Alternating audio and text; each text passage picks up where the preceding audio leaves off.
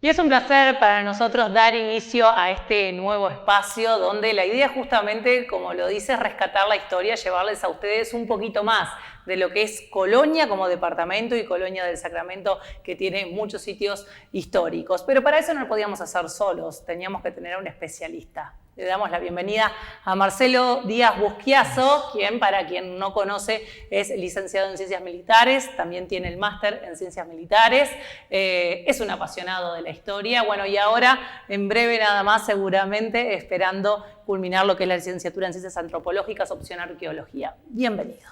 Muchas gracias, Mildred. Bueno, muchas gracias al Canal 3 por este espacio de Rescatando la Historia. Y bueno, vamos a hablar de esas historias que tanto nos apasionan, pero también que nos generan esas intrigas. Y lo bueno es que vamos a tomar esa historia de Colonia del Sacramento y del departamento y bueno, ir revelando esos misterios juntos. ¿Qué es lo que le vamos a contar hoy a la gente? Bueno, hoy vamos a hablar sobre los túneles. Y mi pregunta, y permitime que te haga una, es, ¿vos sabés si hubo túneles en la época colonial? A ciencia cierta no lo sé, pero imagino que sí, que los hubo. Por algo estoy. ¿Hubo o no hubo? No, lo importante es justamente tratar estos temas, que a veces en el imaginario colectivo, ¿tá? Y no son las cosas que se imaginen, sino lo que ha quedado por tradición oral o por la documentación, nos van llevando a esa colonia antigua y lo relacionamos siempre al tema de los túneles. Hay una ciencia que es la poliorcética, que estudia el arte de las fortificaciones, y Colonia como plaza fortificada también tenía una parafernalia tremenda de elementos militares, como puertas de socorro, como trincheras, como bóvedas subterráneas, y veremos si había túneles. Pero primero es bueno aclarar que los historiadores nos basamos en documentos.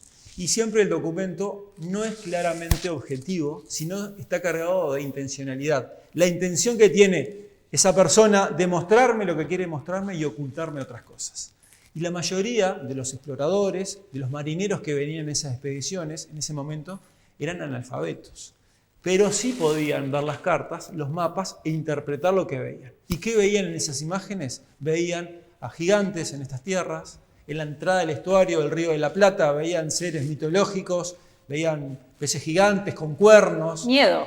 Claro, le genera justamente eso. Y recordemos que en 1516, Juan Díaz de Solís, que desembarcó en nuestras costas, fue atacado por un grupo de indígenas y fue devorado. Y eso le refleja también la cartografía. Hay mapas que marcan a esas tribus justamente alimentándose de esos que se osaban a conquistar sus tierras. Y bueno, y esa es una primera intención. Y de ahí empezamos a rescatar. Por eso es muy importante para nosotros la cartografía cuando me da mucha información y tengo que saber interpretarla. Y es así que Colonia es muy rica en lo que son planos, croquis, mapas. El primero puntualmente de Colonia de 1680 portugués, el segundo plano es de 1681, que es Domingo de Mesa, un gran cartógrafo español, y me da una información riquísima. Y es la que vamos a develar justamente. Cuando hablamos de túneles, yo hago referencia también a lo que el arquitecto Miguel Ángel Odriozola, cuando hizo sus estudios y la reconstrucción de esa ciudad fortificada, también nos dio una información muy importante. Relacionado a lo que es extramuros, fuera de la época colonial, teníamos campo en esos momentos. En la gran mayoría con algún que otro elemento, alguna fortificación, como pueden ser alguna guardia, alguna batería de artillería, iglesias, pero no había una población muy grande extramuros de Colonia. Entonces, ¿qué pasa con esos túneles? Tipo el lugar conocido como el túnel, que es sobre General Flores, y esos son diferencias de nivel que los iban, en vez de llevar y taparlos con tierra, rellenarlos con tierra, hacían arcos de sustentación. Lo que generaban esos arcos, que por encima había un piso, que podía ser de madera, ahorraba en el tema de llevar mucha tierra para que ese desnivel quedara a nivel de tierra y me genera una bóveda subterránea, que para nosotros y para mucha gente son túneles. Simplemente era arquitectura, o sea, cómo poder construir de manera que la gente lo habitara sin tener que escalar o trepar escaleras, imagino yo. Exacto, y sin tener que en ese momento tener muchas carretas de tierras para rellenar. Y caso el Bastión del Carmen se solucionan con 3 arcos de sustentación. Bueno, eso es lo interesante en estos casos. Y tenemos un hecho puntual que es la Escuela 2, ubicada sobre la calle Rivadavia, que todos hemos escuchado los túneles de la Escuela 2. La Escuela 2 tiene, sí, una estructura de madera a nivel del piso, en el cual uno puede, por una puerta, acceder hacia abajo. ¿Y a dónde llega? A los que se dicen túneles. Es muy interesante, ¿por qué? Porque tiene una arquitectura donde vemos columnas, donde vemos arcos de medio punto, donde vemos ventanas. Y la pregunta es, ¿un túnel puede tener ventana? No, se refiere a otra cosa. Y si salgo al patio de la escuela, me voy a dar cuenta que del lado del patio justamente tenemos esa ventana exterior, tenemos ahora una abertura que se hizo y lo único que hay una diferencia de nivel. Un sótano, lo que hoy diríamos un sótano no se compara. No, en la época colonial no era un sótano, ahora nosotros sí, en la época moderna lo utilizamos como un subsuelo. Y ahí evitamos la falta del nivel. Entonces es interesante tenerlo en claro. No era un túnel lo de la Escuela 2, pero sí refiere a una estructura en la época colonial que es la iglesia de Nuestra Señora del Rosario. Nosotros cuando ingresamos a una parte de esa capilla, y de hecho tiene ventanas con marcos de madera y las rejas forjadas en hierro obviamente, y nos genera justamente la ilusión de ese túnel, pero no, es una estructura que quedó en la época colonial. Eso es muy importante tenerlo en claro. Y lo que a nosotros nos deja bien presente es que tenemos también en esos mapas otras estructuras subterráneas. Recordemos que en el 2013, en lo que es Paseo de San Antonio, se encontró lo que fue una excavación arqueológica, se hizo, donde había una vereda que estaba rota y hubo que repararla. Pero antes hizo una intervención arqueológica. Teniendo en cuenta que ya Odriozola y los que trabajaron en el barrio histórico, en el adoquinado habían dejado piedras marcando que en ese lugar había estructuras relacionadas a lo que era la vieja plaza fortificada. Y eso fue una buena referencia cuando hicimos la excavación. Ustedes van a ver en las imágenes esas piedras, van a ver esa vereda que está rota y el trabajo arqueológico. Hoy en día se puede ver, ¿y qué es eso? Lo que se encontró es una bóveda subterránea, que es una casa o almacén de pólvora, que es como si fuera un depósito, una pieza subterránea para evitar el disparo de la artillería enemiga y que hiciera blanco justamente en el depósito, que solo tenía pólvora, no tenía balas, que eran de hierro, solo pólvora.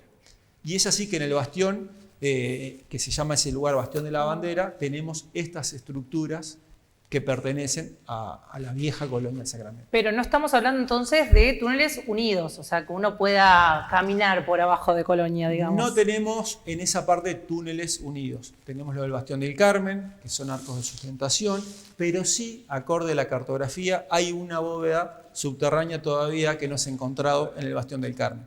Hasta la chimenea llegaba la antigua colonia, en lo que es el bastión. El resto es ganado al río, pero en la zona del patio existe otro depósito, otro almacén de pólvora que no se ha encontrado porque no se ha buscado técnicamente. Y ahora vamos a lo más importante, aquella pregunta. Colonia tiene datos muy interesantes. Uno de ellos es el pasaje de los gobernadores. Desde las ruinas del gobernador, al lado de la iglesia, tenemos que él iba de manera cubierta hacia la Plaza Mayor para evitar el contacto con la población.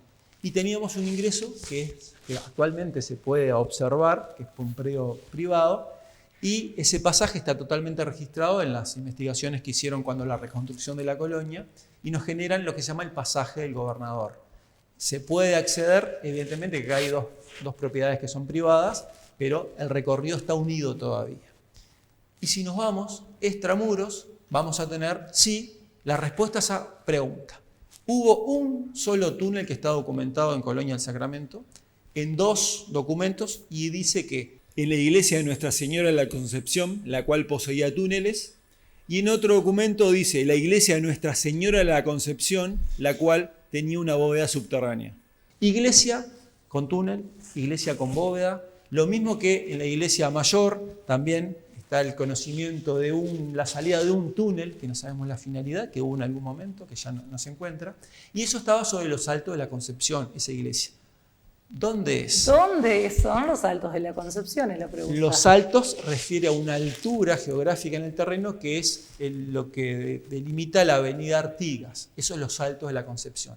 Ahí, en la esquina de la avenida Artigas y Coronel Arroyo, se encontraba esa iglesia que fue creada por un portugués, Martín Feijó, y arrasada en el sitio de 1734-35.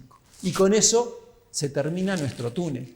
Pero le da origen ¿a qué? A que había también en la zona del Liceo una batería de artillería, que esa batería tenía otra bóveda subterránea, pero hecha, o sea, en tierra, enterrada, donde había trincheras, donde había elementos que nos generan esa cantidad de hechos relacionados a las personas debajo del nivel de tierra.